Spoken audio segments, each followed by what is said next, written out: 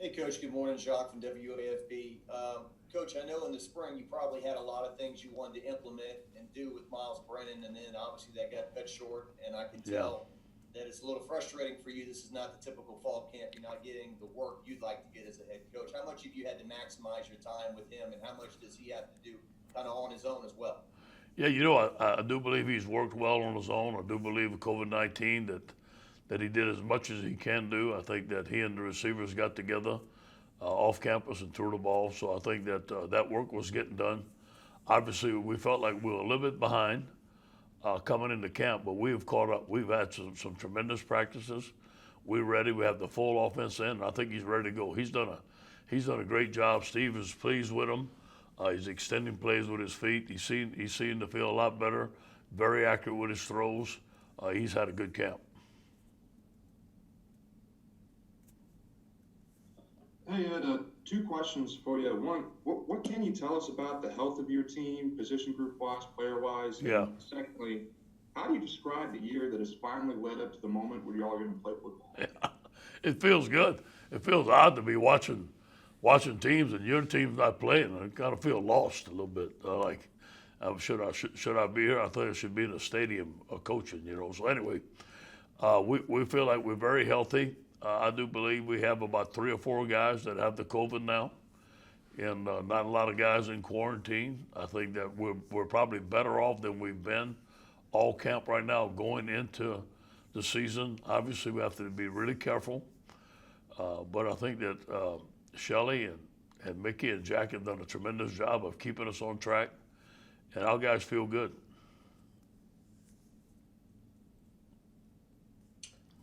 Hey, Coach, Jared Joseph, Fox 44 in Baton Rouge. So, like last year, the strength of the team that seemed to be coming out was talking about how the offense was winning a lot of the battles during the preseason scrimmages. Is there other side of the ball that's kind of standing out so far from the first two? The first scrimmage, it was defense. The defense was dominating. The second scrimmage, it was offense, which makes the head coach happy. It doesn't make the defensive coaches happy or offensive coaches happy, but it makes the head coach happy that the offense, it's been even, to be honest with you. But I will say this, Steve. We are so much better on defense right now than any part of the season last year. I feel with Bo Pelini has come in, he's brought a new energy, a new excitement. The 4-3, Dave Aranda did a tremendous job for us, but I'm just glad that we moved to the 4-3. We're more of an attacking style of defense. We're using our personnel, and Bo's done a tremendous job for us. Hey, Coach, it seems like really all offseason it's been kind of pegged that Darren's going to get that left tackle spot, and you've been talking a lot about him and how he's grown as a leader. I was just curious if you could go into a little more detail about how he's grown off the field and then also on the field in his Yeah. development. Yeah, Darren's made tremendous strides. As you know, we recruited him out of Faraday. He wanted to play defense first. It took a little while to move him over to offense and then to learn. But Darren made his biggest improvement when we were practicing for the bowl last year, especially when we were going through the semifinal in Atlanta. I thought he really showed out in the practices, and that's where the young kids get more practice. He's become a leader. He's been behaving himself. He's gotten in no trouble. He's done a tremendous job for us. Obviously, he still's got a ways to go, but I think that Darren's going to have a chance to be an NFL player, be a high draft pick. Hey, Ed, obviously you got the great news about Neil Farrell this week, but also, there was all the other news that Tyler Shelvin's at least considering it. I'm just curious, where's that at, and what Yeah. are the hurdles, if there are any there? Yeah. We hear rumblings. His family has called me, and I know people are talking to him. I have not spoken to Tyler. I think some of his teammates are talking to him, but there's not been a decision yet. He hadn't. The only time to make a decision is to call me, and we take him back, obviously, and we want him back. I don't know where he's at in his mind. If he doesn't want to come back, obviously, we wish him the best. If he wants to come back, like any member of our family, we'll take him back. Hey, Coach Joe, Garland Gill, Fox 8 New Orleans here. I covered the South Alabama Tulane game last Saturday in Mobile. South Alabama had a game already in hand. So Tulane was extremely rough in the first few quarters. They was way behind. South Alabama was ahead. How big is it that you and Mississippi State are going to be starting on even ground? Neither one played a game. Yeah. And how nervous are you for this long off season to see if there's going to be some rustiness in this first few quarters. Yeah, I watched some games this week and I saw some rustiness. And think about the NFL guys; they're pros, and you can tell it wasn't the same level of play. I do believe that it helps that we're both playing our first game.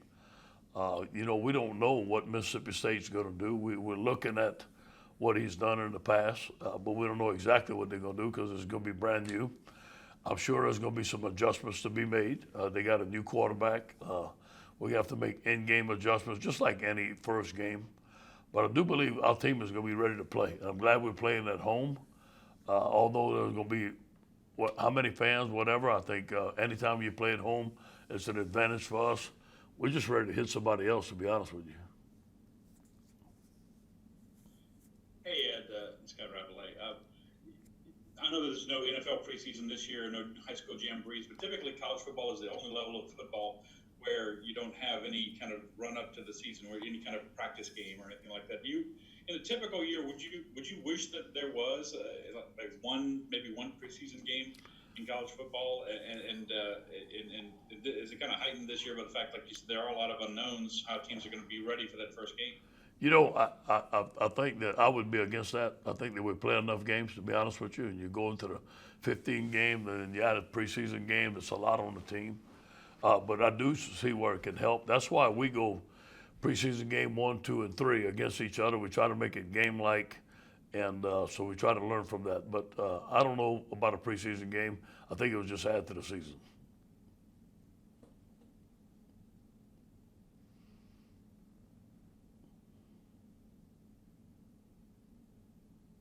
To go, what would you identify as a few of the strengths of this team, personnel-wise? What do you feel confident about?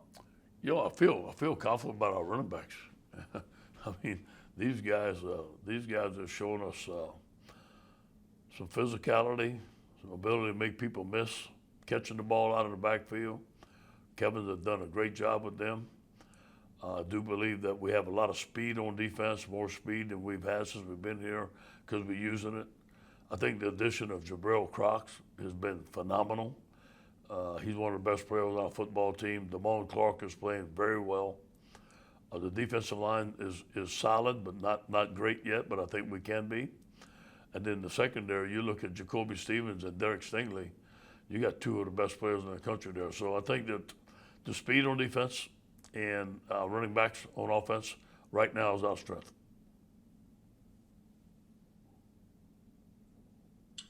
Hey, Ed, good morning.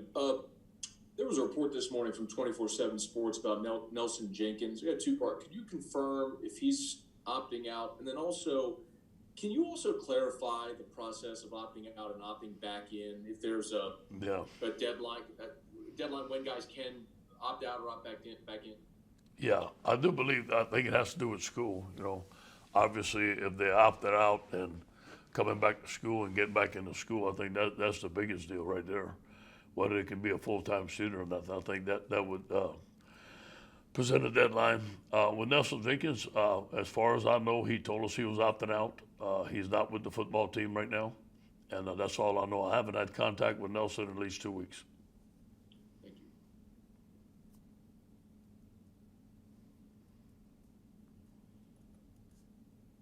you. Hey, Coach, Glenn Gilbert here. You here? How you doing, buddy? Okay. Listen, since Tyler Shelvin opted out for the NFL draft, as opposed to what Neil did for family, would it have to be checked to make sure Tyler hadn't had any improper contact with? No question, for sure. That'd go through compliance, and so would Neil. Neil had to talk to compliance. We need to make sure everything's clear before he did anything. Yes, for sure. And one more, if I could. When you were a player and as a coach, what is the team usually doing during the national anthem? Is that when you're in the locker room getting the last minute talk with the coach? Yeah, sure. We've always been. I don't ever remember being out on national anthem in the past 10 years. We're always inside and we're always talking, and we've never been out for it. Thank you. Good. Yeah, Ron Higgins, how are you? Good. How you doing? Good.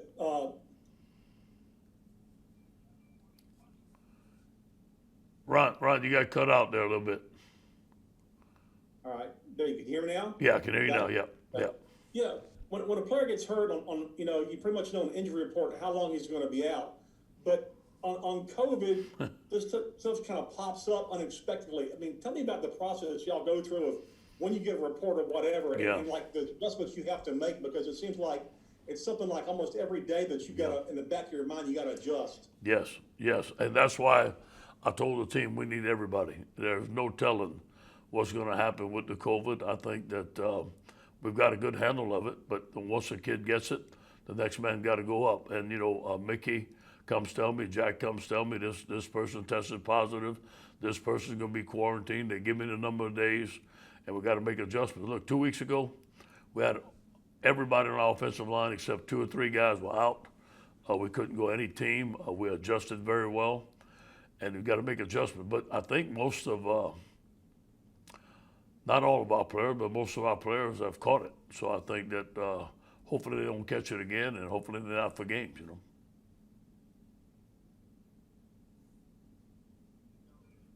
Coach Ron Snyder in Lafayette. Obviously, the Raging Cajuns went over the weekend with a couple of special teams touchdowns. So just from seeing a game like that, how important is special teams for you guys going forward to make sure in that first game something like that doesn't happen to you? Yes. What happened to who they played? Good point, Ron. First of all, I really believe in Coach Mack and the job he's done for us over the years. We want to be more explosive on special teams. We feel that it's 1/3 of the game. And with guys like Derek Stanley and John Emery and Trey Palmer, we should have some home run hitters. We should make stuff happen. We were 7 for 7 on field goals last scrimmage. Very good job. One field goal kicker was 7-7. The other was 6 for 7. So we made how many of those field goals, and it was great. So I think that Coach Mack has done a great job, but special teams is a big part of it.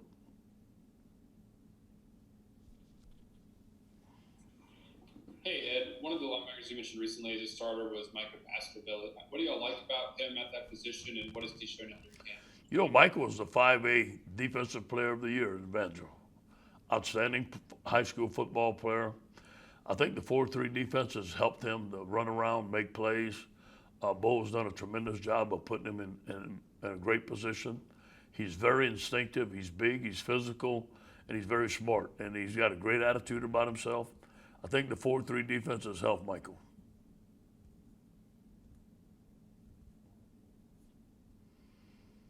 Hey, Coach, Ed in New Orleans. Good morning. How you doing? Good morning, Ed. Coach, question. Knowing that both of your backup quarterbacks have yet to throw a pass in a college game, have you told Miles to go into hiding the next 4 months and completely quarantine himself from the world? You know what? I haven't told him that, but it's a good idea, and I think he's done that, to be honest with you. I think that these guys are very smart in what they're doing off the field, wearing a mask, but I think Miles is a very private person. He's mature. His parents have raised him well. I think he's all set. But you know what, Ed? Ain't no telling how you catch it. We don't know how to catch it. We just try to prevent it. He wears a mask all the time. I know he goes home. He's by himself at home. I think he just goes home and comes to work, and hopefully that's all he does. Hey, Ed. Brett Martell here. Two quick ones. One on Farrell coming back. I just wondered if you can comment on his potential readiness for the opener, because he's basically got, 2 weeks to get ready. And then could you clarify something you had just said when you said most of our players had caught it? Yeah. Did you specify, do you know an antibody test from before they arrived, or is it something that's just happened gradually? It's been a process, and I'm not going to say all of them, but, some players have caught it, and I don't know the percentage, but hopefully that once you catch it, you don't get it again. Now, I'm not a doctor, you know what I'm saying? I think they got that 90-day window, so most of the players that have caught it, we feel that they're going to be eligible for games. So we look at the players that have caught it, and we say, okay, this guy should be eligible for game. We look at the players that haven't caught it. We talk to them about being very, very careful so they're eligible for games. But we know that the players that haven't caught it, we have to have some backups in their position ready in case they catch it. So we're looking at our roster in that manner, okay? Neil Farrell coming back. I heard he wanted to come back, just like any member of our family. We'll take him back. He had legitimate reasons. This was family reasons.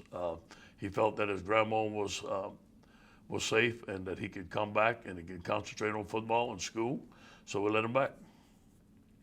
But do you think he'll be ready for on the 26th? I don't know that. He's going to have to earn his way back. You know, there's some guys that have been busting their tail, and he's going to have to start at the bottom of the depth chart, work his way up, and let's see what happens.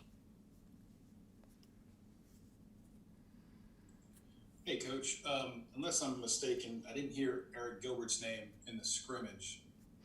Yeah. Was he available? Did he do all right? He did great. He had 3 receptions for 34 yards, 1 for 18. Made some phenomenal catches. He needs to touch the ball more, to be honest with you. You know, we've played him at tight end. We've played him at X. Once he learns the tight end position, he's a freshman. He hadn't been there in the spring. And we're doing a lot of things with the tight end. We're moving him around, putting him in different spots. So once he learns that position, we feel solid about him. We can move him around and get him the ball more. He's one of our best athletes on the field right now. And then you mentioned just how pleased you are with the transition on defense, and you talked about this team speed on defense. What other factors really have you feeling good about this transition? Is it just your tenacity and ability to get to the ball now, or is it utilizing your playmakers, maybe playing free and not thinking as much? Sure, and attacking. We're blitzing. We've got every blitz known to man, and we're playing base, but we're coming. We're bringing our linebackers. We're bringing our corners. They got to account for everybody. And as you know, we got some very, very good skill players. We got some packages where we have our speed people in there on third down, and it's hard to defend.